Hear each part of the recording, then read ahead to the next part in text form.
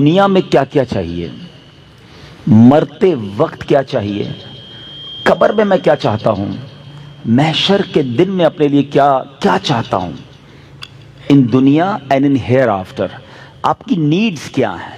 ٹھیک ہے، ان تمام نیڈز کو، ان تمام خواہشات کو ایز اے مسلم مد نظر رکھیے.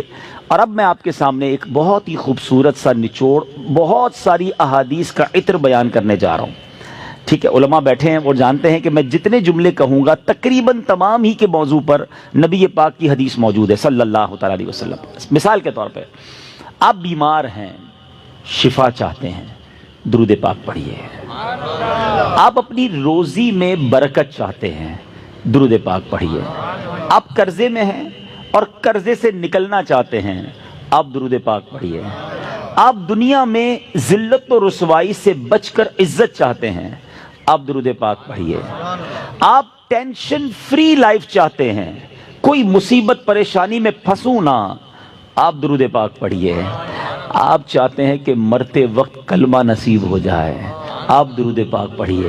آپ چاہتے ہیں مرتے وقت نبی پاک علیہ الصلوۃ والسلام کا دیدار نصیب ہو، اور ایسا دیدار نصیب ہو کہ کونین کے والی اپنے ہاتھوں سے قبر میں اتاریں، آپ درود پاک پڑھیے.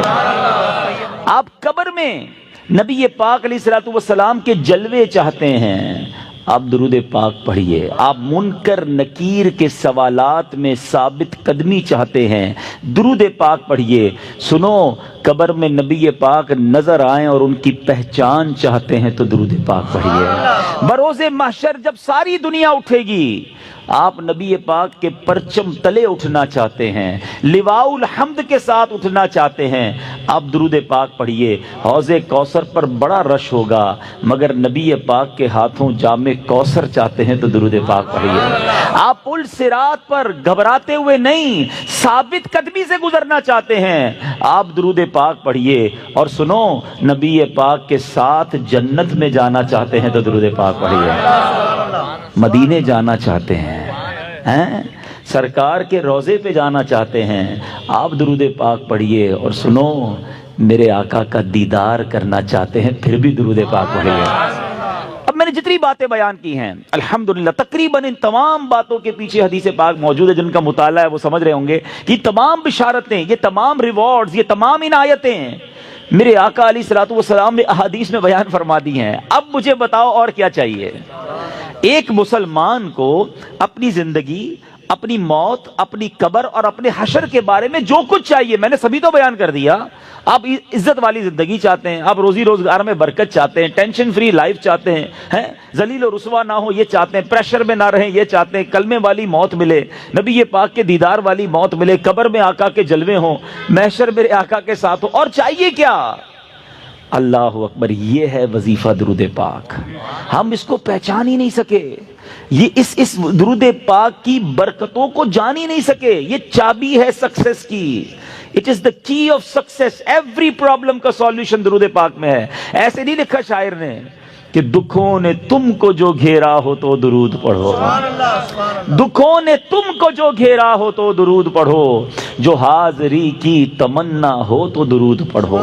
اللہ کرے کہ بس اس کو ریئلائز کر جائیں اور اب اپنی زندگی میں درود پاک کو بالکل شامل، ایسا شامل کر لیں. اچھا، میں نے جتنی ساری باتیں بتائی نا، ان ساری باتوں کے لیے الگ الگ حدیث تو موجود ہے. میں آپ کو ایک اور خوبصورت حدیث سناتا ہوں جو اس بات کو مزید ایلابوریٹ کر دے گی. نبی پاک علیہ الصلوۃ والسلام کی بارگاہ میں ایک صحابی آئے، کہتے حضور صلی اللہ تعالیٰ علیہ وسلم، میں اپنی ضروریات زندگی، کھانا پینا سونا، اپنے معمولات کے بعد اپنی لائف کا 25%، ایک چوتھائی وقت آپ پر درود پڑھنے میں صرف کروں گا. نبی پاک علیہ الصلوۃ والسلام نے فرمایا بہت اچھی بات. حدیث کا خلاصہ ہے، تھوڑا بڑھا لو تو اور اچھا ہے. کہتے حضور 50% آپ اپنے وقت کو درود پاک میں صرف کروں گا. فرمایا بہت اچھی بات ہے، لیکن اور بڑھا لو تو اچھا ہے. کہتے حضور اب 75% درود پاک میں ٹائم گزاروں گا. فرمایا اور بڑھا لو تو اچھا ہے. کہتے بس اب اپنے ضروریات کے بعد حضور سارا دن آپ پر درود پڑھتا رہوں گا. فرمایا اگر ایسا کرو گے تو تمہاری ساری مشکلوں کے لیے کافی ہوگا، تمہاری تمام ضروریات کے لیے کافی ہوگا. اٹ مینز یہ سولوشن ہے. ہم پریشان بھی ہوتے ہیں پھر بھی درود نہیں پڑھتے، ہم قرضے میں ہوتے ہیں درود نہیں پڑھتے، ہمارے کاروبار کی پرابلم آ جاتی ہے ہم درود نہیں پڑھتے، ہم بیمار ہو جاتے ہیں ہم درود نہیں پڑھتے، حالانکہ سب کا علاج ہے. سبحان اللہ. تو اب آج اس خوبصورت اجتماع میں آئے ہیں, یہ پہلے ریئلائزیشن لے کر جائیں کہ میں نے اب اپنی زندگی میں درود پاک کو بالکل ایسا شامل کر لینا ہے جیسے زندگی میں بہت ساری ضروری زندگی کی چیزیں شامل کی ہیں. پہلے تو محبت کے ساتھ درود پاک پڑھ لیں, صلو علی الحبیب صلی اللہ تعالی علی محمد صلی اللہ علیہ وسلم. اب میں ایک اور جہت کی طرف بات کرنا چاہتا ہوں. فضیلت تو سن لی, مزہ بھی بہت آیا, سبحان اللہ بھی بڑی زور سے نکلا. درود پاک کل سے شامل ہوگا یا نہیں اس کی گارنٹی نہیں ہے. اچھا, ہم نے پہلے بھی کئی بار فضیلتیں سنی ہیں. دعوت اسلامی والے تو جب بیان کرتے ہیں پہلے درود پاک کی فضیلت بیان کرتے ہیں, اور جب سنتے ہیں ماشاءاللہ مزہ بھی بہت آتا ہے, لیکن ایک دو دن بعد پھر وہی پورا دن گزر جاتا ہے, درود پاک شامل نہیں ہوتا. میں نے بہت غور کیا, سچی بتا رہا ہوں, میں اپنے لیے غور کیا کہ یار بیان تو بڑے کرتا ہے, تیری زندگی میں کتنے درود ہیں, کتنے پڑھتا ہے روز درود پاک. دنیا کو کہتا ہے روز اتنے 100 درود پڑھو, ادھر پڑھو. میں نے بہت غور کیا کہ یار پڑھتا تو ہوں, لیکن جس کو کہنا کہ زندگی کا جزو لا ينفق بن جائے, ایسا زندگی کا حصہ بن جائے کہ اس کے بغیر زندگی نہ گزرے, تو اس کا طریقہ کیا ہوگا؟ اب دیکھیں, زندگی میں بہت ساری چیزیں آپ کی میری ایسی آئیں جو پہلے نہیں تھیں, مگر ہم نے اس کو زندگی کا حصہ بنایا. مثال کے طور پہ اللہ پاک آپ سب کو ہمیشہ صحت مند رکھے, عافیت میں رکھے, لیکن کبھی کبھی انسان کی زندگی میں ایسا موقع آتا ہے دوائی آ جاتی ہے. ڈاکٹر کہتا ہے آپ کو جناب یہ پرابلم ہو گئی ہے, اب صبح دوپہر شام یہ دوائی پینی ہے آپ نے, اور حال میں پینی ہے. ہم کیا کرتے ہیں, ڈاکٹر کے سامنے یہ تو نہیں کہتے انشاءاللہ, اس کے بعد گھر چلے جاتے ہیں. ڈاکٹر اگلے مہینے جاتے, کیا ہوا, بولا وہ نعرہ تو لگایا تھا, دوائی تو نہیں پینی. نہیں, فوراً پلان, ادھر نیت, فوراً پلان, باہر نکلتے ہی پہلے اس کا پرچہ لے کے جاتے ہیں میڈیکل اسٹور پہ, 1 مہینے کی دوائی دو. اسٹارٹ شروع کیا نا, نیت کی اور پلاننگ شروع کی سسٹم میں لانے کے لیے. اب ذرا پوائنٹ سمجھیے گا, جو میں نے ریئلائز کیا آج آپ کو فارمولہ دے دیتا ہوں. اچھا, دوائی لی. اچھا, ہم جیسا آدمی جو بیزی ہے وہ کیا کرتا ہے, وہ دوائی بھی تھوڑی زیادہ لیتا ہے. ایک پتہ رکھتا ہے آفس میں کہ یار دوپہر کے کھانے کے بعد آفس پہ ہوتا ہوں ادھر پیوں گا. ایک رکھتا ہے ادھر جدھر بیڈ روم میں بیڈ ہوتا ہے, اور بچوں کی والدہ کو بھی کہہ دیا, اب آفس والوں کو بھی کہہ دیا بھائی یاد سے مجھے دوائی پلا دینا. سسٹم بنایا نا. اب آپ کی دوائی نہیں چھوٹ رہی ہے, آپ کی دوائی تینوں ٹائم ہو رہی ہے, لنچ میں بھی کھا رہے ہیں, ناشتے میں بھی کھا رہے ہیں, رات کو بھی کھا رہے ہیں. کیسے آ گئی, لائف میں تو نہیں تھی, انوالو کیا آپ نے, پلان کیا. اب یہ زندگی کا ایسا حصہ بنی کہ آپ دوائی نہیں بھول رہے. ایسی بہت ساری چیزیں ہیں.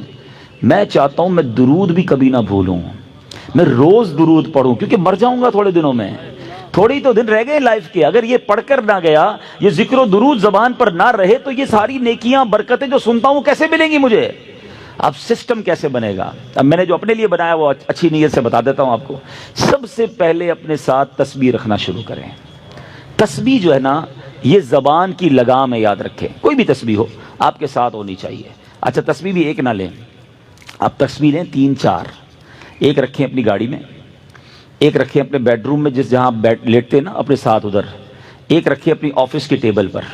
یہ تسبیحاں آپ کو یاد دلائیں گی درود باقی ہے, ذکر باقی ہے. جدھر موقع ملے آپ کو کوئی کہنا یار 5 منٹ میں آتا ہوں, 5 منٹ میں موبائل نہ نکالیں اور براؤزنگ شروع نہ کر دیں, 5 منٹ میں نکالیں تسبیح اور آپ درود پڑھنا شروع کر دیں. وہ 5 منٹ میں بھر لیں, نہیں 10 منٹ میں آ جائے, مسئلہ نہیں, میرے 100 درود ہو جائیں گے. آپ کو انتظار مہنگا نہیں لگے گا, آپ کو ویٹنگ ٹائم بور نہیں کرے گا. آپ کو پتہ ہے اس نے انتظار کرایا, میرے نہ جانے کتنے گناہ معاف ہو چکے ہیں. ایک دوسرا فارمولہ. اچھا, کسی کو یہ نہ لگے میرا تسبیح کا کاروبار ہے, مولانا صاحب کنٹینر بک کر کے آئیں اور آج جناب سب کو 4 تسبیح کا کہہ رہے ہیں. میرا کوئی تسبیح کا کاروبار نہیں بھائی. میں جو اللہ جانتا ہے میری نیت کیا ہے, کہ میری اور آپ کی لائف میں درود پاک ایک ایسا جز بن جائے کہ میرا کوئی دن نہ گزرے کثرت سے درود پڑھے بغیر. اچھا, پھر دوسرا کام ایک اور کر لیں. تقریباً سارے لوگ واک کرتے ہیں, اچھی بات ہے, صحت کے لیے کرنی چاہیے. جب بھی واک کریں نا, جس طرح جوتے پہنے بغیر واک نہیں کرتے نا, آپ نے شوز رکھے ہوتے ہیں واک کے, آپ تسبیح ضرور لیں. کھڑے ہو جائیں, نہیں میری تسبیح کہاں ہے, تسبیح لا کے دو. آپ وداؤٹ تسبیح واک نہ کریں. آپ بلیو کریں آدھا گھنٹہ واک کرو گے انشاءاللہ 1000 درود پاک ہو جائیں گے.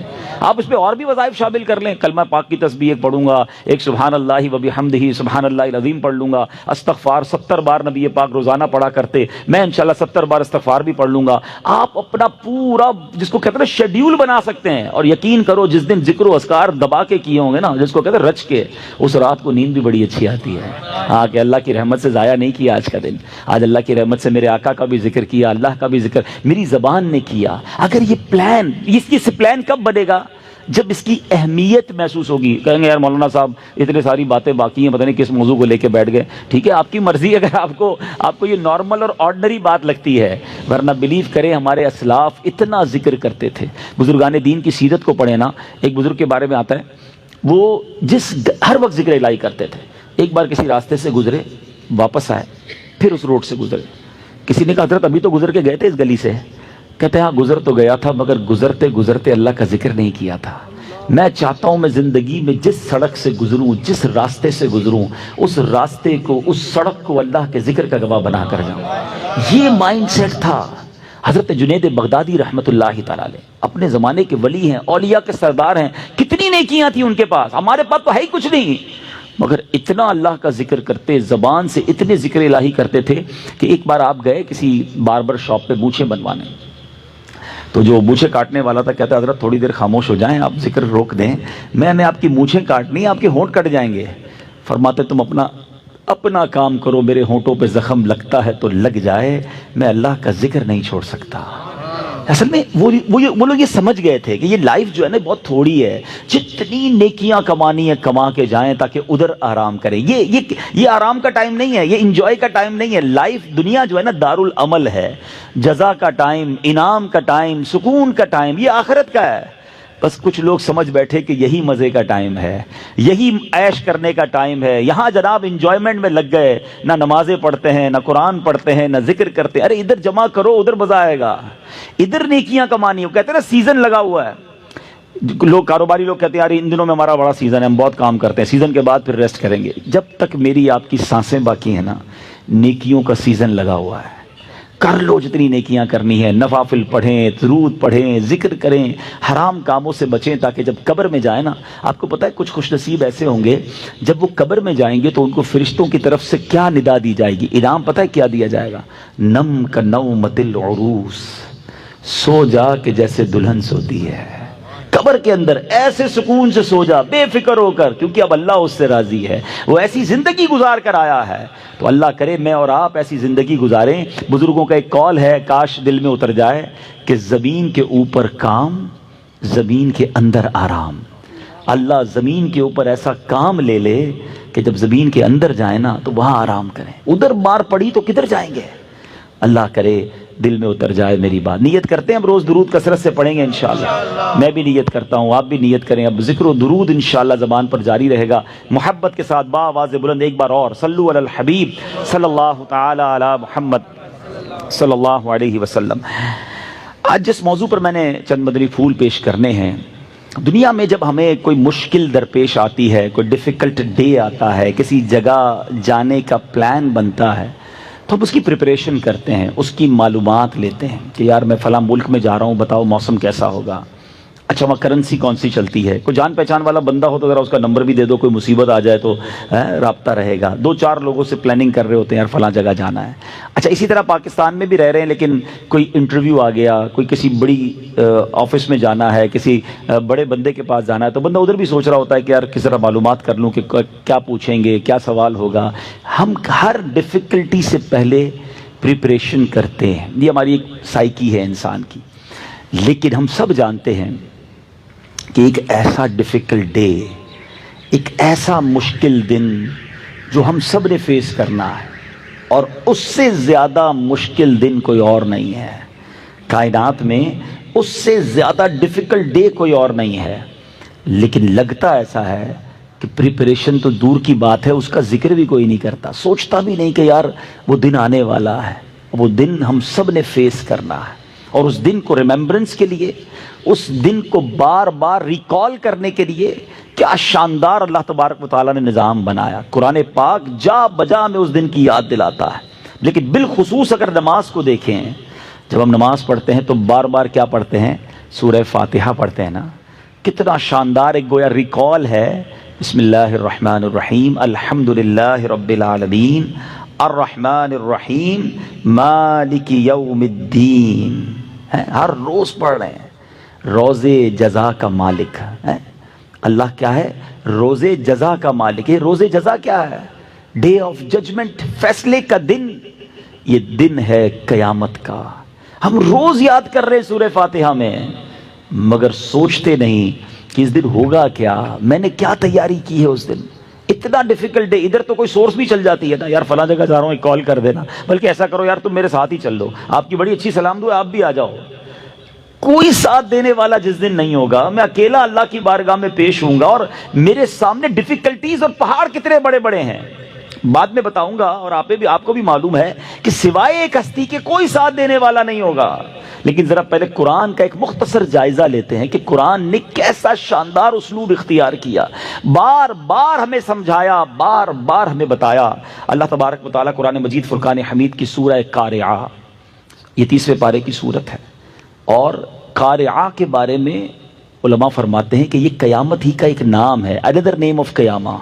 اور آپ ذرا دیکھیں کہ مختصر سی صورت میں ایک سینیریو بھی بتایا اور تمہارے ساتھ ہونا کیا ہے یہ بھی بتا دیا.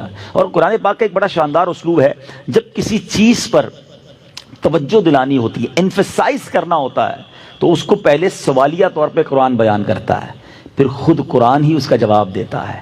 بسم اللہ الرحمن الرحیم. قرآن کہتا ہے القارعۃ ما القارعہ، دل دہلانے والی. اور تم نے کیا جانا کیا ہے دل دہلانے والی؟ فرماتا ہے القارعۃ ما القارعہ، دل دہلانے والی. کیا ہے وہ دہلانے والی؟ another question وما ادراک ما القارعہ، اور تم نے کیا جانا کیا ہے وہ دل دہلانے والی؟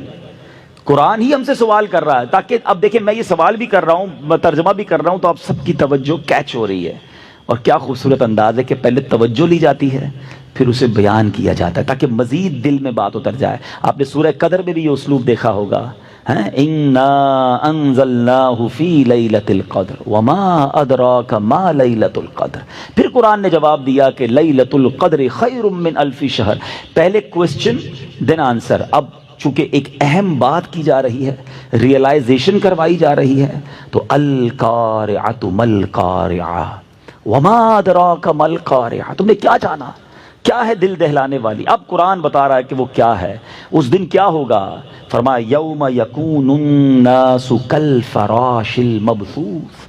فرمایا اس دن آدمی ایسے ہوں گے جیسے پھیلے ہوئے پتنگے. آپ نے بارش میں دیکھا ہوگا لائٹ کے گرد پتنگے گھوم رہے ہوتے ہیں، کوئی ادھر جا رہا ہوتا ہے کوئی ادھر جا رہا ہوتا ہے، کوئی ڈائمنشن نہیں ہوتی، کوئی گر رہا ہوتا ہے. جس طرح بدحواس پتنگے ہوتے ہیں نا، اس طرح لوگ بدحواس ہوں گے. نوبڈی، کوئی سمجھ ہی نہیں پا رہا ہوگا کہ ہو کیا رہا ہے، اتنی دہشت ہوگی، اتنا خوف ہوگا. پھر آگے فرمایا یہ تو بندوں کا حال ہے نا. ماؤنٹینز، رینج آف ماؤنٹینز ہیں، کتنے بڑے بڑے پہاڑ ہیں. ہم جب پہاڑ کے سامنے جاتے ہیں، کبھی آپ ماؤنٹین ایریا میں گئے ہوں گے، اپنی اوقات اتنی سی لگتی ہے، یار میں کتنا اور یہ کتنا بڑا، اللہ کی شان کتنی طاقت ہوگی اس میں، کتنے معدنیات، کبھی لاوا نکل رہا ہوتا ہے، کبھی پیٹرول نکل رہا ہوتا ہے، کبھی ماربل کے پہاڑ، اتنے بڑے بڑے پہاڑ سالوں سے توڑ رہے ختم ہی نہیں ہو رہے. مگر یہ سارے پہاڑ کیا ہو جائیں گے؟ قرآن کہتا ہے یوم یکون الناس کالفراش المبثوث، آدمی ہوں گے پھیلے پتنگے. وتکون الجبال کالعہن المنفوش. کبھی آپ نے دیکھا وہ رضائی بنانے والا اون کی رضائی بناتا ہے، ڈنڈا مارتا ہے اس میں تو اون اڑ رہی ہوتی ہے. فرمایا جیسے اون دھنکی ہوئی اون ہوتی ہے نا، اون جس طرح اڑتی ہے ایسے یہ پہاڑ اڑ رہے ہوں گے. ٹرائی ٹو انڈرسٹینڈ کیسا دن ہوگا. یعنی اب آپ کو پہلے اس دن کا سینیریو بتایا کہ اتنا خوفناک دن ہوگا. اب ہمارے ساتھ کیا ہوگا؟ اب فرمایا فَأَمَّا مَنْ ثَقُلَتْ مَوَازِينُهُ فَهُوَ فِي عِيشَةٍ رَاضِيَةٍ. قرآن کہتا ہے جس کی تولیں اسکیل پہ وزن نیکیوں کا بھاری ہو گیا نا، وہ بڑے مزے میں ہوگا، وہ چین میں ہوگا، وہ عیش میں ہوگا. لیکن دوسری سائڈ کیا ہوگا؟ وَأَمَّا مَنْ خَفَّتْ مَوَازِينُهُ فَأُمُّهُ هَاوِيَةٌ. جس کی تولیں کم پڑ گئیں تو فرمایا وہ نیچا دکھانے والی گود میں ہوگا، یعنی بڑی، جس کو کہیں کہ ڈاؤن، بہت نیچے چلا جائے گا، برباد ہو جائے گا. لیکن وہ کیا ہے؟ پھر اب قرآن پھر وہی انداز وما ادراک ما ہی، تم نے کیا جانا وہ کیا ہے نیچا دکھانے والی. اب خود آنسر دے رہا ہے قرآن، نار حامیہ، بھڑکتی ہوئی آگ ہے، شعلے مارتی ہوئی. That is day of judgment. With in few آیاتس ایک ہی صورت میں سینیریو بھی بتایا اور ہونا کیا ہے وہ بتایا، رزلٹ کیا آئے گا وہ بھی بتا دیا. یہ قرآن ایک جگہ نہیں، اتنی آیتیں میں بیان کرتا جاؤں کہ بندہ حیران ہو جائے. سورہ زلزال، اذا زلزلت الارض زلزالہا، ایک ایسا زلزلہ آئے گا زمین تھر تھرائے گی اور کیسی تھر تھر آئے گی؟ وَأَخْرَجَتِ الْأَرْضُ أَثْقَالَهَا، زمین اپنے خزانے باہر نکال دے گی، جو کچھ زمین میں ہے مردے بھی باہر آ جائیں گے، خزانے بھی باہر آ جائیں گے. ایسا زلزلہ ہوگا، ایسا ارتھ کویک ہوگا. مگر اس کے بعد کیا ہوگا؟ وَقَالَ الْإِنسَانُ مَا لَهَا، اور آدمی کہے گا اس زمین کو کیا ہو گیا، یہ اتنا کیوں ہل رہی ہے؟ يَوْمَئِذٍ تُحَدِّثُ أَخْبَارَهَا، فرمایا اس دن وہ اپنی خبریں بتائے گی. آج بندہ کہتا ہے یار ٹھیک ہے میں گڑبڑ کرتا ہوں، گناہ کرتا ہوں، کوئی دیکھ تو نہیں رہا نا، دروازہ بند کر دو، لائٹ آف کر دو، فلاں ملک چلتے ہیں، فلاں شہر جاتے ہیں، اپنے وطن میں لوگ جاننے والے ہیں، ادھر تو کوئی نہیں دیکھ رہا. یہ زمین گواہی دے گی، قرآن کہتا ہے. ابھی تھوڑی دیر پہلے میں نے کہا نا کہ ایک بزرگ کا سٹائل تھا کہ جدھر سے گزرتے تھے ذکر کرتے ہوئے تاکہ وہ زمین میری گواہی دے. میں ایک مشورہ بھی دوں گا، جو ٹریولرز ہیں نا، گھومتے پھرتے رہتے ہیں، بزنس ٹرپ پہ جاتے ہیں، ویسے ہی بڑے ٹورزم کے شوقین ہیں، آپ جدھر جایا کرو نا لالچ کر کے ادھر نماز پڑھا کرو کہ یار 2 رکعت ادھر بھی پڑھ لوں.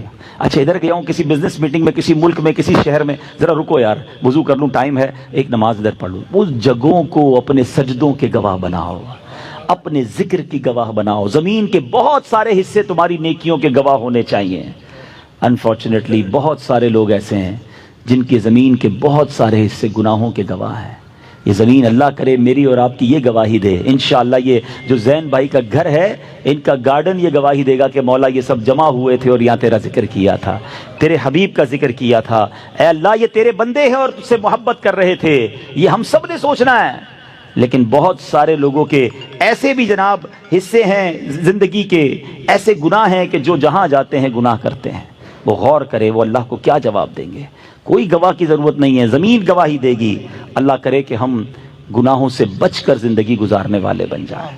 آگے قرآن کہتا ہے ایسی صورت کی جو آخری آیتیں ہیں، فَمَن يَعْمَلْ مِثْقَالَ ذَرَّةٍ خَيْرًا يَرَهُ، تو جس نے ذرہ بھر نیکی کی وہ دیکھے گا. وَمَن يَعْمَلْ مِثْقَالَ ذَرَّةٍ شَرًّا يَرَهُ، جس نے ذرہ بھر بھی گناہ کیا وہ دیکھے گا. آج بندہ کہتا ہے تھوڑی سی تو بات ہے یار، کون دیکھ رہا ہے، چلتا ہے ہماری مارکیٹ میں تھوڑا بہت جھوٹ بولنا چلتا ہے، اب فیملی ہے یار، فیملی میں تھوڑا بہت چلتا ہے، بچوں کی خوشی میں چلتا ہے. نہیں جناب، ذرہ بھر گناہ بھی دکھایا جائے گا. چھوٹی چھوٹی نیکیاں چھوڑ دیتے ہیں لوگ، نفل ہی ہے نا، صدقہ ہی تو ہے، فرض تو نہیں ہے. اللہ کے بندوں موقع ملے تو نیکیاں کرتے جاؤ، کیونکہ یہ ذرہ ذرہ نیکیاں بھی تمہارے نامہ اعمال میں لکھی جا رہی ہیں. اور کیا معلوم، جب ذرا غور کریں کہ درود پاک کی جو میں تھوڑی دیر پہلے اہمیت بیان کر رہا تھا، ذکر و اذکار کی بات کر رہا تھا، ذرا امیجن کرتے ہیں ایک بندہ ہے قیامت کے دن اللہ کی بارگاہ میں پیش ہوا اور اسکیل لگایا گیا. ٹھیک ہے، اب نیکیوں کا پلڑا بھی ہے، گناہوں کا پلڑا بھی ہے، اور فقط ایک نیکی کم پڑ گئی. اب وہ کتنی حسرت کرے گا کہ کاش میں درود پڑھ لیتا، 2 رکعت نفل پڑھنے کا موقع ملا تھا پڑھ لیتا، یار میں صدقہ دینے کا روز موقع ملتا تھا، ایک صدقہ دیتا میرا یہ پلڑا بھاری ہو جانا تھا. اور آپ کو معلوم ہے وہ ایک نیکی کے لیے بندہ بالکل ڈھونڈے گا لوگوں کو، دوست یار رشتہ دار، ایون ماں باپ کے پاس جائے گا. ماں باپ بھی اسے مدد نہیں کرے گی، بلکہ ماں آئے گی بیٹے کے پاس کہ بیٹا میرا ایک گناہ لے لے. بیٹا کہے گا ماں میں آج تیری مدد نہیں کر سکتا. اتنا ڈیفیکلٹ ڈے ہے جب کوئی کسی کا ساتھ دینے والا نہ ہوگا.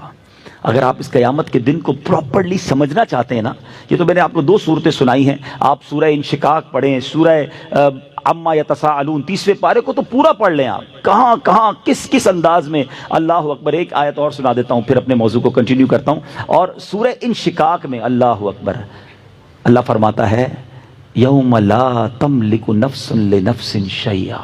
آئے ہائے ہائے، کوئی کسی کا بوجھ نہیں اٹھائے گا، کوئی کسی کے ساتھ نہیں چلے گا، کوئی کسی کا ہاتھ نہیں پکڑے گا. بندہ کہتا ہے ادھر بڑے ساتھی ہیں، بڑی سورس ہے، ایک فون کرنے کی دیر ہے، میرا کام یوں ہوتا ہے. یوم لا تملک نفس لنفس شیئا. قرآن کہتا ہے جس دن کوئی جان کسی کو جان کا کوئی اختیار نہ رکھے گی تو پھر آرڈر کس کا چلے گا؟ والامر یومئذ للہ. اس دن فقط اللہ کا حکم ہوگا، اللہ کا آرڈر ہوگا. سوچو اس دن کے بارے میں. اکیلے ہوں گے، میں اکیلا ہوں گا، آپ اکیلے ہوں گے، کوئی ساتھ نہیں ہوگا. اب میرے اعمال ایسے ہوں کہ میں اللہ کی بارگاہ میں کامیاب ہو جاؤں.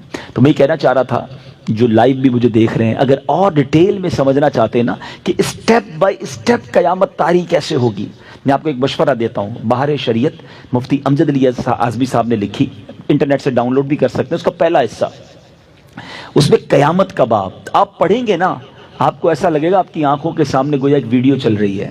قیامت کیسے طاری ہوگی، کیا کیا ہوگا، وہ آپ نے تحریر کیا. میں اسی میں سے چند باتیں آپ کو بتاتا ہوں. آپ فرماتے ہیں کہ حضرت عیسیٰ علیہ السلام کی وفات کو جب 40 برس گزر جائیں گے، ایک خوشبودار ٹھنڈی ہوا چلے گی، اور جب یہ ہوا مسلمانوں کے بغلوں کے نیچے سے گزرے گی تو دنیا سے سارے مسلمان چلے جائیں گے، اور اس کے بعد دنیا میں کافر ہی کافر رہ جائیں گے، اور قیامت جو ہے وہ کافروں پر ہی طاری ہوگی. اچھا، یہ بھی جب میں نے حدیث پڑھی تھی، کئی بار پڑھی تھی، تو بے شک یقین ہے ہمارا حدیث پر، لیکن ایک ہوتا ہے نا کہ ہوا سے لوگ مر جائیں گے، صرف ہوا چلے گی اور لوگ چلے جائیں گے.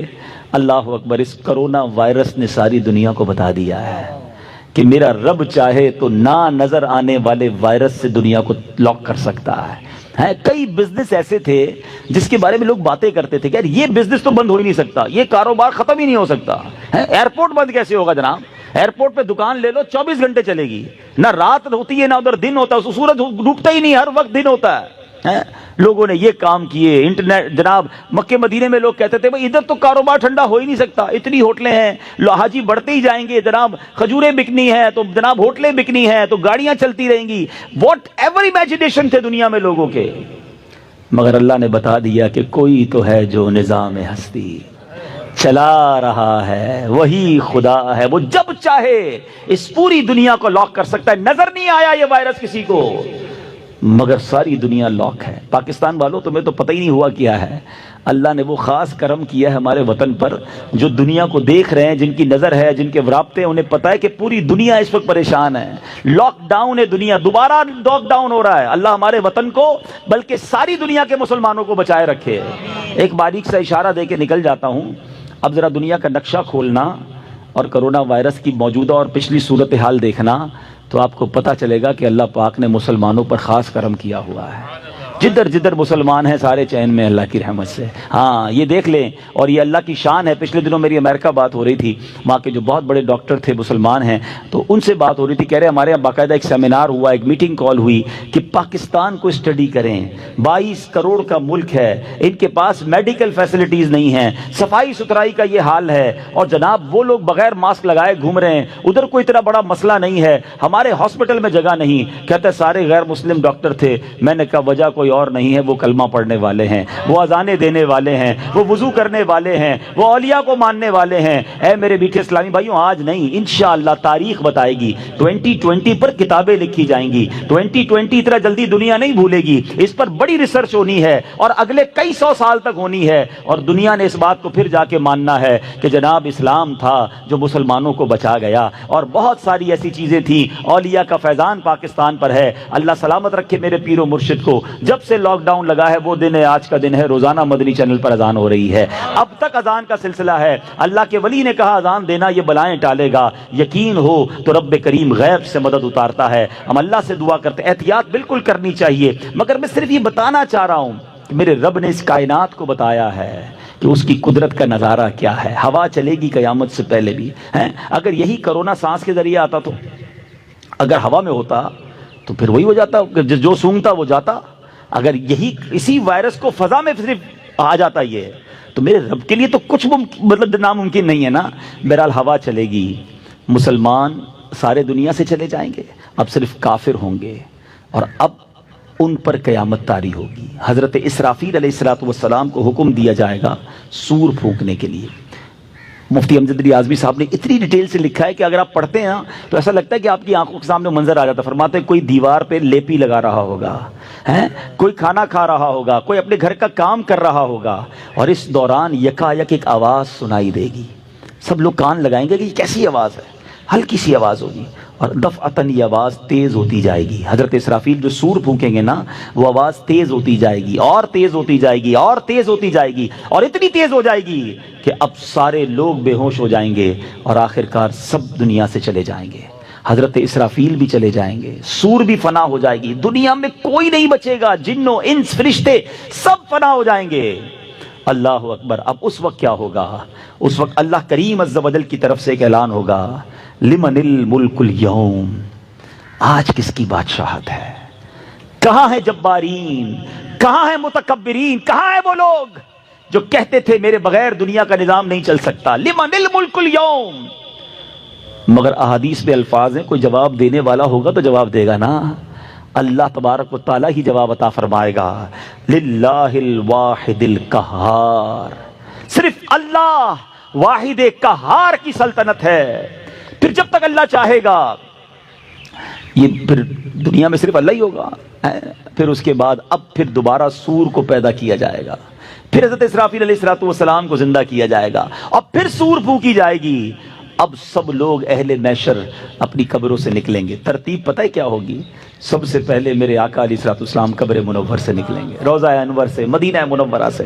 اور سنو، صدیق اکبر رضی اللہ تعالیٰ عنہ اور حضرت عمر فاروق کی شان دیکھو کہ نبی پاک کے ساتھ ہاتھوں میں ہاتھ ڈالے یہ بھی محشر کی طرف آئیں گے۔ ایک بار نبی پاک علیہ السلام صحابہ کے پاس آئے، اور حیات طیبہ میں دائیں ہاتھ میں حضرت ابوبکر صدیق کا ہاتھ ہے، بائیں ہاتھ میں حضرت عمر فاروق کا ہاتھ ہے، اور تشریف لائے، فرمایا دیکھ لو جیسے آج آئے ہیں محشر کے دن بھی ایسے ہی آئیں گے۔ پھر اہل بقیع، اہل معالی، جنت المالا، اہل بقیع، اور یہ سب لوگ اپنی اپنی قبروں سے نکلیں گے۔ ملک شام کی سرزمین پر یہ میدان سجایا جائے گا، سب لوگ محشر کے میدان میں پہنچیں گے۔ زمین تانبے کی ہوگی، سورج 1.25 میل پر ہوگا۔ پہلے اتنا پسینہ لوگوں کو بہے گا، کتابوں میں لکھا ہے کہ زمین جذب کرے گی 70 ہاتھ، 70 یارڈز پسینہ جذب ہو جائے گا۔ اب زمین میں بھی جذب کرنے کی طاقت نہ رہے گی، پھر وہ پسینہ اوپر آئے گا۔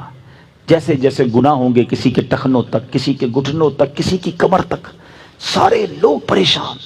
آدھا دن قیامت کا انتظار میں گزرے گا۔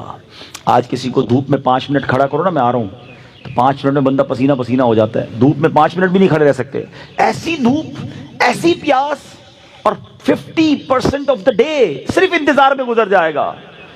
اب محشر میں لوگ جب پریشان حال ہو جائیں گے نا، اب آپس میں مشورہ کریں گے کہ بھائی کسی کے پاس تو چلو، کچھ حساب کتاب بھی شروع کراؤ۔ یعنی لوگ اتنے تنگ آ گئے ہوں گے کہ کچھ لوگ کہیں گے بے شک حساب کر کے جہنم میں ڈال دیا جائے، مگر حساب تو شروع کیا جائے۔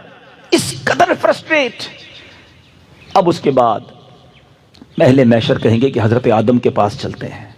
سب گھومتے گھومتے ڈھونڈیں گے حضرت آدم علیہ السلام کو، کہیں گے آپ ابو البشر ہیں، آپ اللہ تبارک و تعالیٰ نے آپ کو بڑا مرتبہ دیا، آپ صفی اللہ ہیں، آپ جنت میں اللہ تبارک و تعالیٰ کے کرم سے رہے ہیں، حضور آج ہماری مدد کیجیے، آج ہمارا حال دیکھیے، ہم آپ کی اولاد ہیں۔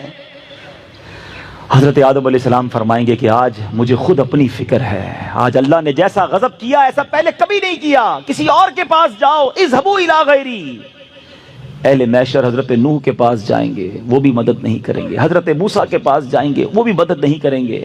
اس کے بعد وہ جب حضرت ابراہیم خلیل اللہ علیہ نبینا علیہ السلام کے پاس جائیں گے، وہ بھی فرمائیں گے میں تمہاری آج مدد نہیں کر سکتا۔ کہیں گے پھر آپ ہی تو بتائیں جائیں کس کے پاس؟ تو وہ کہیں گے کہ آج ان کے پاس جاؤ جن کے ہاتھ پر فتح کا باب ہے، جو شافع روز محشر ہیں، جو جناب رسول اللہ صلی اللہ تعالی علیہ وسلم ہیں، وہ اللہ کے حبیب ہیں، خاتم النبیین ہیں، وہی تمہاری مدد کریں گے۔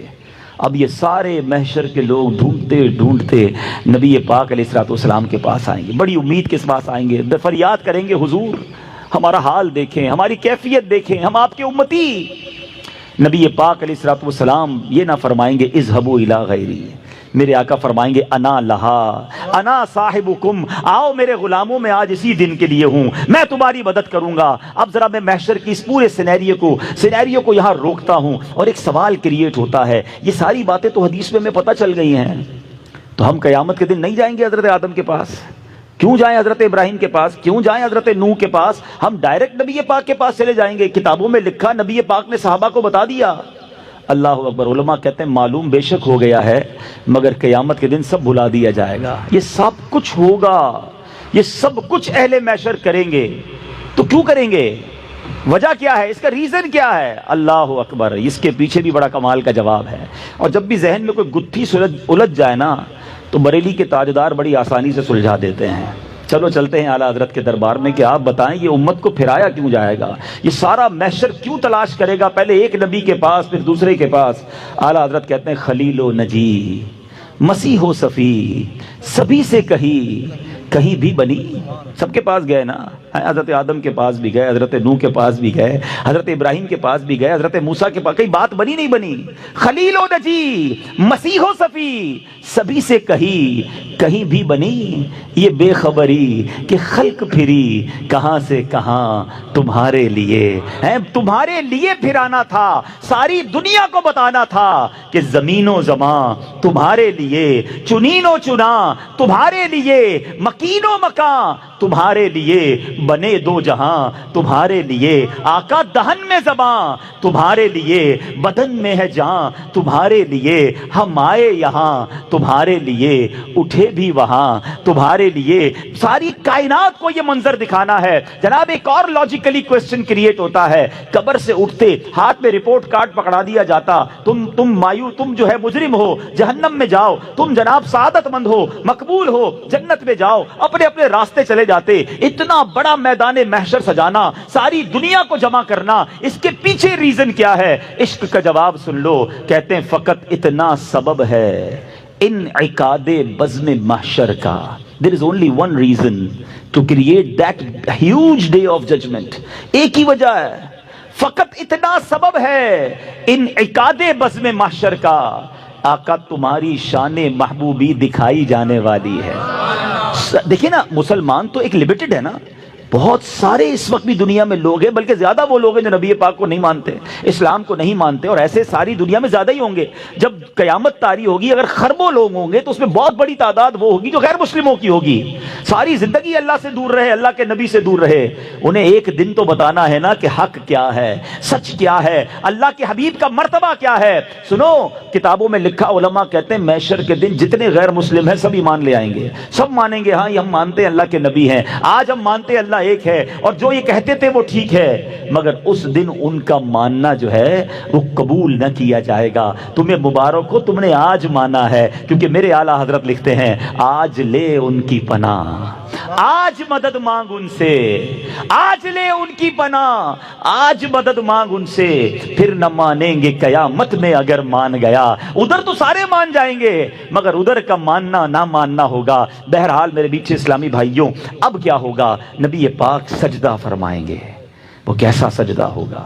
اللہ کا اپنے حبیب علیہ الصلوۃ والسلام سے پیار دیکھیں، رحمت الہی دیکھیں۔ نبی پاک جب سجدے میں جائیں گے نا، اور جب اس سجدے میں نبی پاک طویل سجدہ کریں گے تو نبی پاک سے کہا کیا جائے گا؟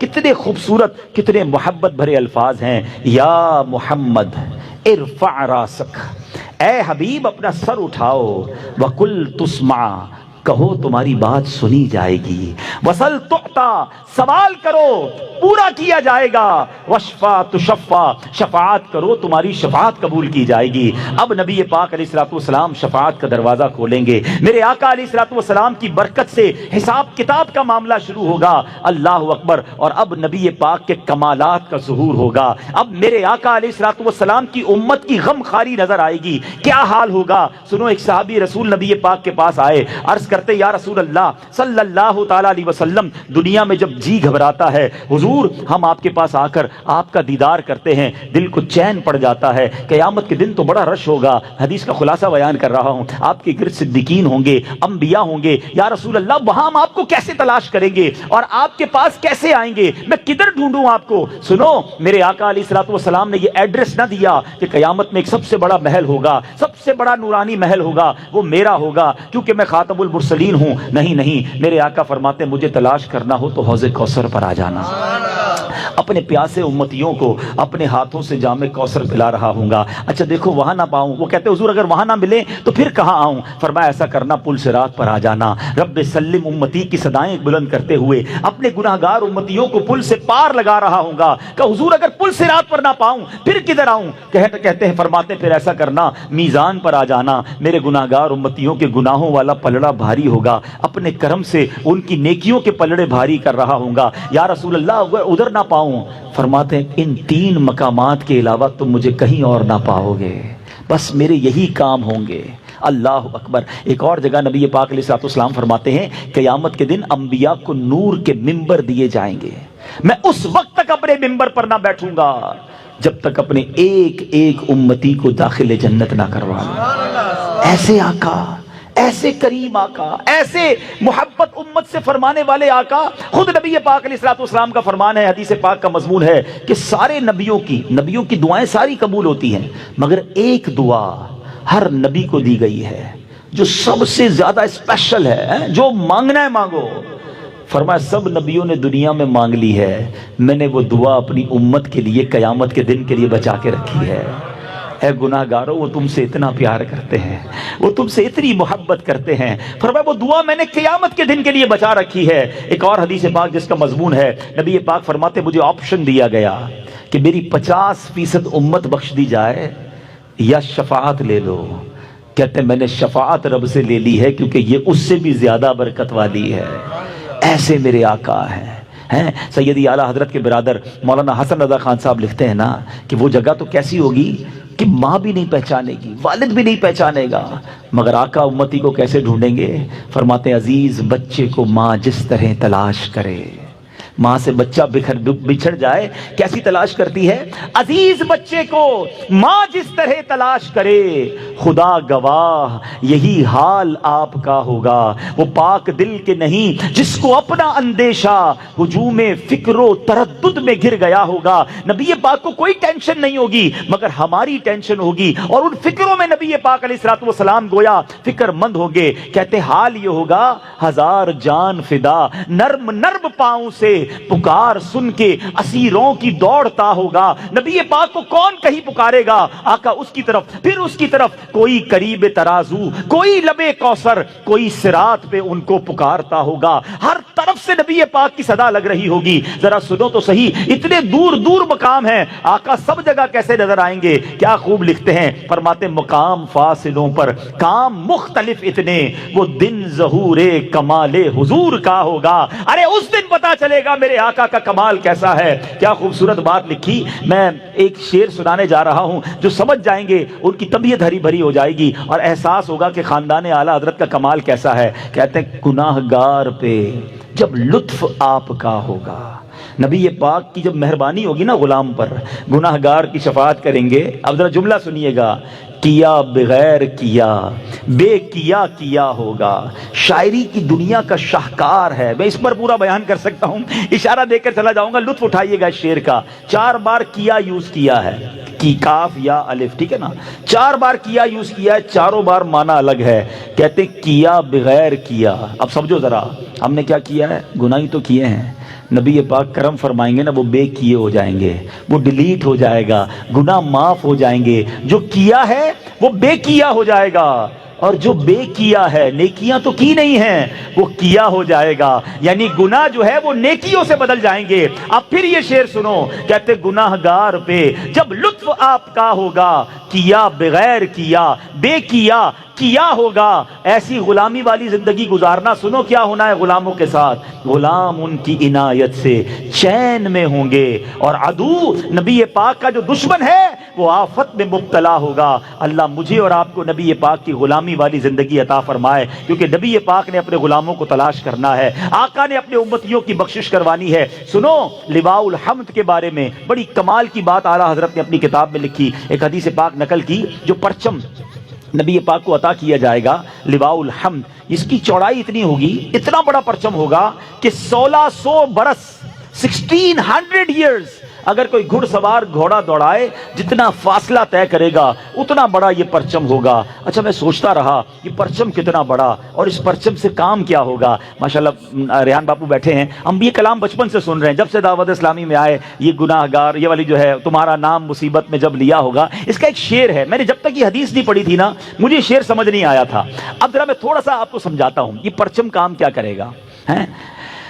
آپ میں سے ماشاءاللہ کئیوں نے حج کیا ہے، حج پہ ہوتے ہیں 35-30 لاکھ 25 لاکھ آدمی، اور پنجابی میں کہتے ہیں نا رش کہتے کس کو ہے، لگ پتا جاتا ہے، 25-30 لاکھ بھی اندازہ ہو جاتا ہے کہ عوام کس کو کہتے ہیں۔ ادھر کتنے ہوں گے محشر میں؟ 7-7.5 ارب تو ابھی ہے نا۔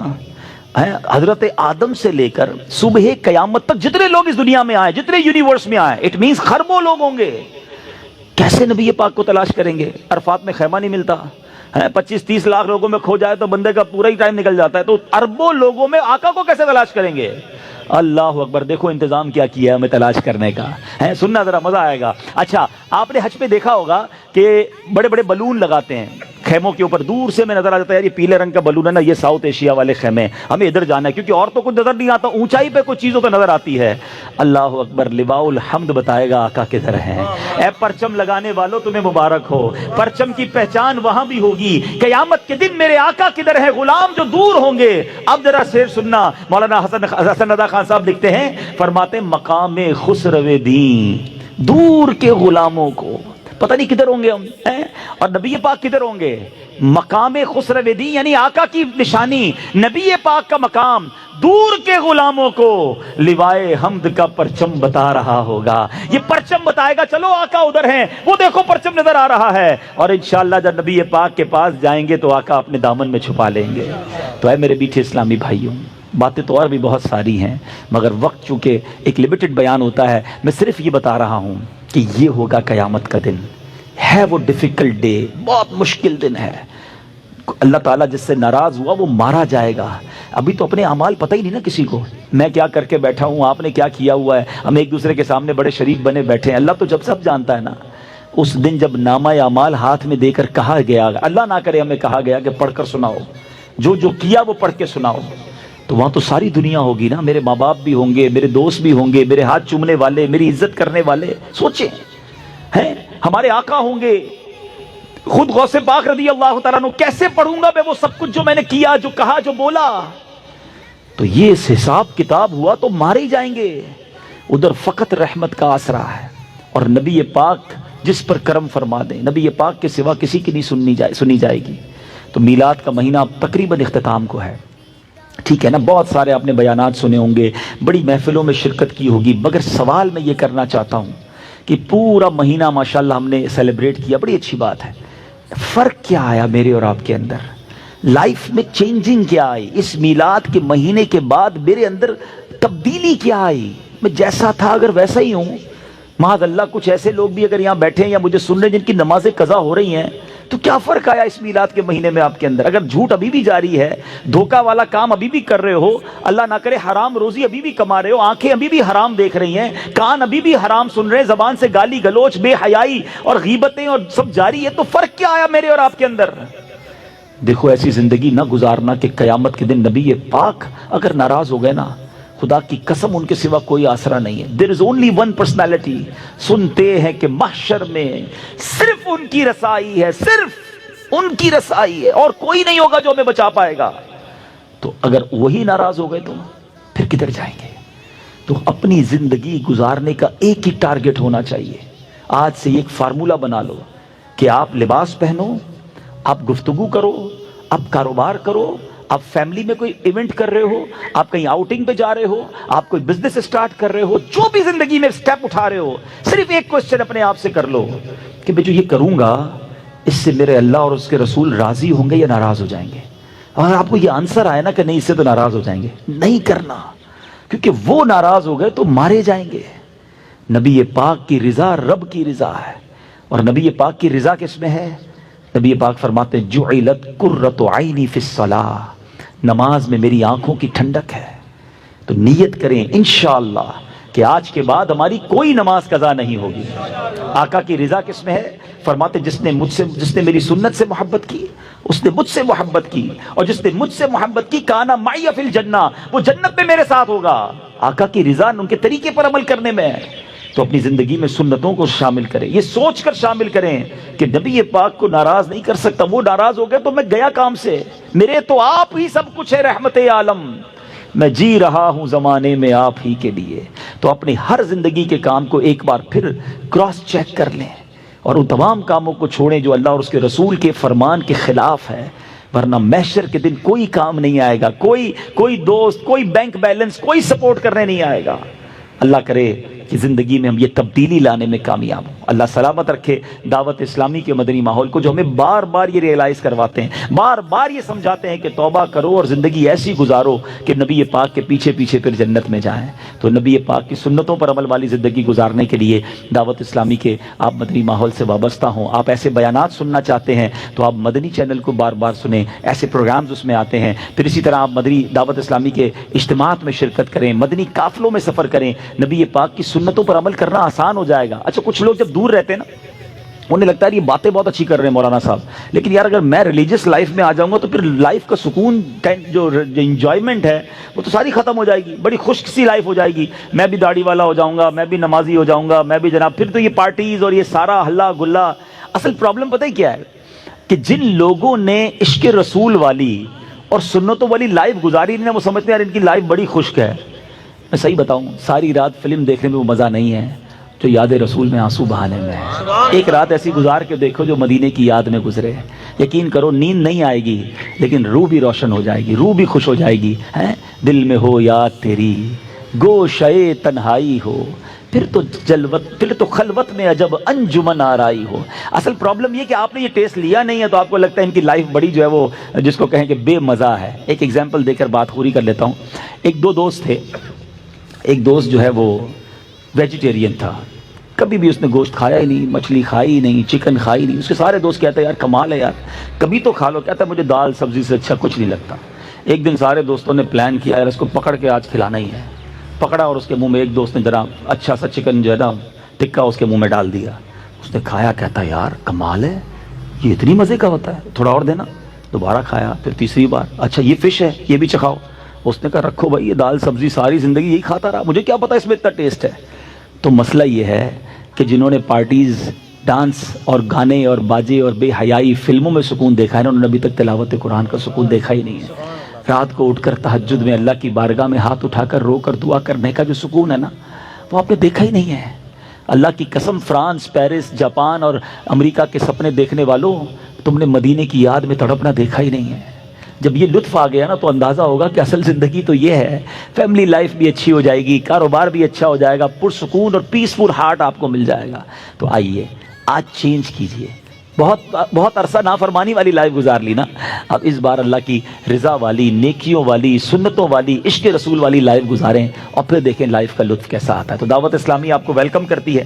اسی طرح الحمدللہ دعوت اسلامی کا ایک ایئرلی ایونٹ ہوتا ہے، میں اس کی بھی آپ کو آج آفر کر رہا ہوں، اناؤنسمنٹ کر رہا ہوں۔ دعوت اسلامی 100 سے زیادہ ڈپارٹمنٹ میں کام کر رہی ہے۔ جو مدنی چینل دیکھتے ہیں انہیں ماشاءاللہ پتہ ہے کہ کتنا ہیوج کام ہے۔ ان 100 میں سے 2 ڈپارٹمنٹ بڑے کمال کے ہیں، ایک ہے جامعۃ المدینہ اور ایک ہے مدرسۃ المدینہ۔ اور یہ 2 ڈپارٹمنٹ کرتے کیا ہیں؟ یہ بناتے ہیں حافظ قرآن، عالم دین، یہ پڑھاتے ہیں ناظرہ قرآن۔ آج کل اسلام پر بڑے حملے بھی ہو رہے ہیں، اور ہمیشہ یاد رکھیں جب بھی اسلام پر حملہ ہوتا ہے نا، اس کا جواب دیتے ہیں علماء۔ علم دین اور علماء دین کی بقا ہیں۔ یہ دین کی بقا کے لیے علماء ضروری ہے، کیونکہ کتابیں لکھ کر، تقریریں کر کے جواب دینا علماء کا کام ہوتا ہے۔ تو دین کی بقا کے لیے علماء ضروری ہیں۔ اور قرآن کی حفاظت کا ذمہ تو بے شک رب نے لیا، لیکن اس کا ایک ضمنی انداز کیا ہے کہ زیادہ سے زیادہ لوگوں کے سینوں میں قرآن محفوظ ہو جائے۔ تو حفظ قرآن کے ذریعے سبحان اللہ ان دونوں کاموں میں دعوت اسلامی کیا کر رہی ہے؟ آپ کو جان کر خوشی ہوگی کہ دعوت اسلامی کے اس وقت 5000 کے قریب مدرسے اور دارالعلوم موجود ہیں۔ اپروکسیمیٹلی مور دین 5000 ہمارے یہ انسٹیٹیوٹس موجود ہیں، جس میں 2.5 لاکھ سے زیادہ بچے بغیر کسی فیس کے قرآن پڑھ رہے ہیں، درس نظامی کر رہے ہیں، عالم بن رہے ہیں، حافظ قرآن بن رہے ہیں۔ اچھا جناب، اب تک ہوا کیا ہے؟ 87,000 سے زیادہ حافظ قرآن بن چکے ہیں۔ دعوت اسلامی کے مدرسے شروع ہوئے 30 سال پہلے۔ آج یہاں انڈسٹریلسٹ بھی بیٹھے ہیں، بڑے بڑے فیکٹری والے بیٹھے ہیں۔ میں جاتا ہوں جب فیکٹری میں بتاتے ہیں ہماری روز کی اس مشین کی اتنی پروڈکٹ ہے، ہمارے مہینے کے اتنے کنٹینر جاتے ہیں، ہماری پروڈکشن اتنی ہے، بڑا بندہ اس پہ فخر کرتا ہے کہ ہماری پروڈکشن منتھلی ڈیلی اتنی ہے۔ 30 سال ہو گئے ہیں دعوت اسلامی نے یہ جامعہ اور مدرسے بنائے ہیں، ٹھیک ہے۔ اگر ان 30 سالوں کو ڈیوائیڈ کرتے ہیں ہماری پروڈکشن پر تو آپ کو جان کر خوشی ہوگی کہ دعوت اسلامی مسلسل پچھلے 30 سالوں سے روزانہ 8 حافظ قرآن اس دنیا کو دے رہی ہے۔ ہر دوسرے دن 3 علماء دعوت اسلامی پروڈیوس کر رہی ہے۔